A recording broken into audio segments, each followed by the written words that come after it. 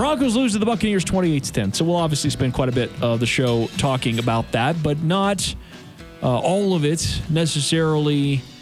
I think naturally, like the way I'm built, is to want to work through the problem rather than the quick fix, like just in general as a personality trait.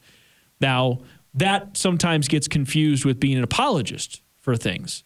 So like where I see a lot of people melting down on Twitter about we need to fire this person and get rid of this and all these quick fix things. By the way, quick fix I say with air quotes because that's not a fix. It's not a guarantee anyways either way. Right. But I'm much more interested in the why and the how and working through the problem rather than just sort of saying this is how we fix it by firing everybody and starting over.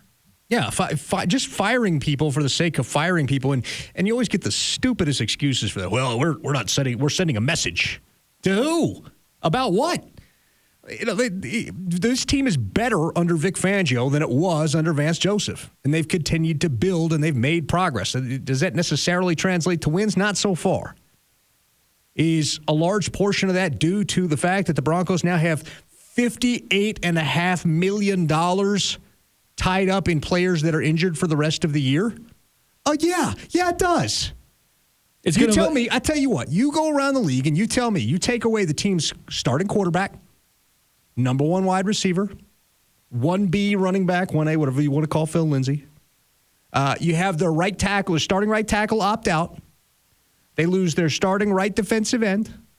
They lose their best pass rusher and their best corner. And you tell me what that team's record is going to be.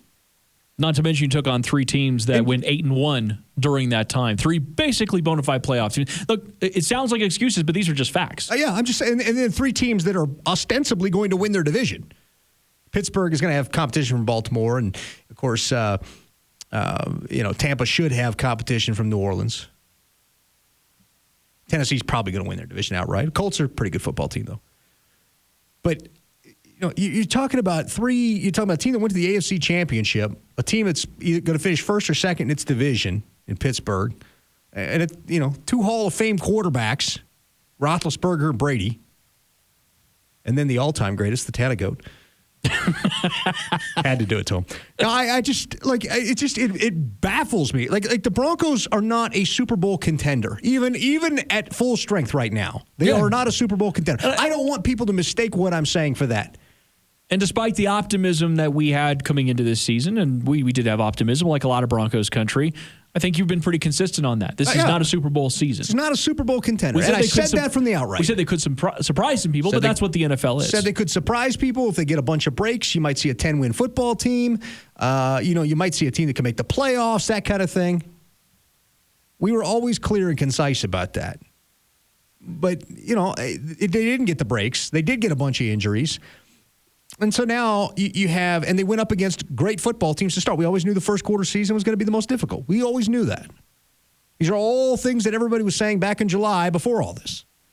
But what happens is you get these guys that get caught up in the heat of the moment, and you have a small group of media person who wants to get Vic Fangio fired. And yes, I use the singular on purpose. Talking to you. I just don't get it. It's not like you can look at the special teams and you can talk about coaching, but you really can't look at the offensive side of the ball, defensive side of the ball, and talk about coaching. And you can talk about breakdowns. Center position is struggling in pass pro. The right tackle is struggling in pass pro. Your quarterback's internal processor is so slow, it might not even be able to load Windows. But there's something to say, specifically saying Lloyd Cushenberry, about what we're trying to accomplish here. There's a reason you're leaving Michael Ojemudia out there. Partly because you maybe think he's your best guy, but also because you want him to get some snaps. You want him to get some opportunities. Mm-hmm. Same thing with Lloyd Cushenberry. If you pull Lloyd Cushenberry for Austin Schlottmann right now, well, maybe you do see improvement play on the offensive line, but Lloyd Cushenberry, who you drafted pretty high, is no longer getting those opportunities, and you don't know what that's going to do to his mental break. Now, it might help him, but he really struggled against Tampa Bay. You know what? Really quick here. I went back and watched the game, the entire game, replays and all today, and I had one difference of opinion, pretty substantial in my opinion, from what I saw the first time.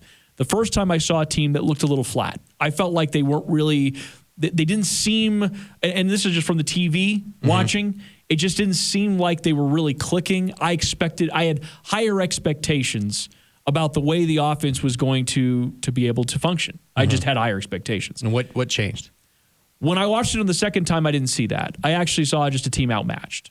That's more what than it was. anything. I was there, so I saw it live, and that's what it was. I didn't think they came out flat. I thought you just had a talent. I just had to watch it the second time. So, but I saw a lot of it on my Twitter timeline. People thought they looked a little flat. I saw a lot of people on my Twitter timeline. How come they don't play desperate, knowing that this is the game? Because they're young and they don't know better. They're so young they don't know better. That's the thing. The oldest receiver you have is Tim Patrick. And he's young. Right. I mean, look at that. The offensive line, the elder statesman over there on the offensive line is what? Graham Glasgow? And then who? Garrett Bowles? You kidding me? Like, the elders, you just don't have that. Now, you did see, for instance, and this was what bothered me with Jeff Driscoll, there was in the third quarter, the camera got a real tight shot of him after that ridiculous throw in the dirt that slipped out of his hands.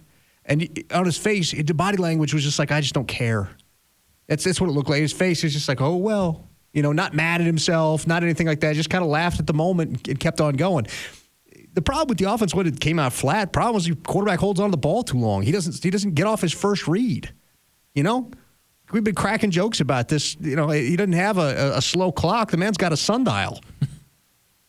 It's a situation where and you could see the difference as soon as Brett Rippon got in. Brett Rippon could see the field get it out. Now the problem with Brett Rippon is he doesn't have the arm. If you could take the best traits of Jeff Driscoll and the best traits of Brett Rippon, you'd have a hell of a quarterback. I mean, the interior of the offensive line didn't particularly play a good game. Glasgow and Cushenberry had a rough game, and Wilk did too. The right side had a rough game. I didn't think Dalton and Garrett looked that bad, but the right side had a rough game, and I think you bring Cushenberry out for the Jets game, but if you get a problem, if he continues to be a problem in pass pro, you got to put Schlotman back out there. It's not about development at that point. You can't have your quarterback taking hits.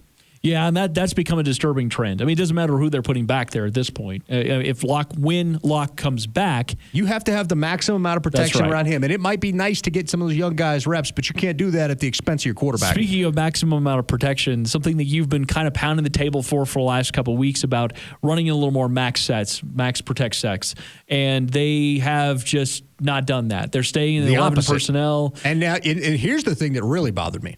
If you bothered to look at the Pittsburgh tape at all in prep for the Tampa tape, if you bothered to look at Tampa and what they did their previous week with the corner and the DB blitzes, you should know what that looks like.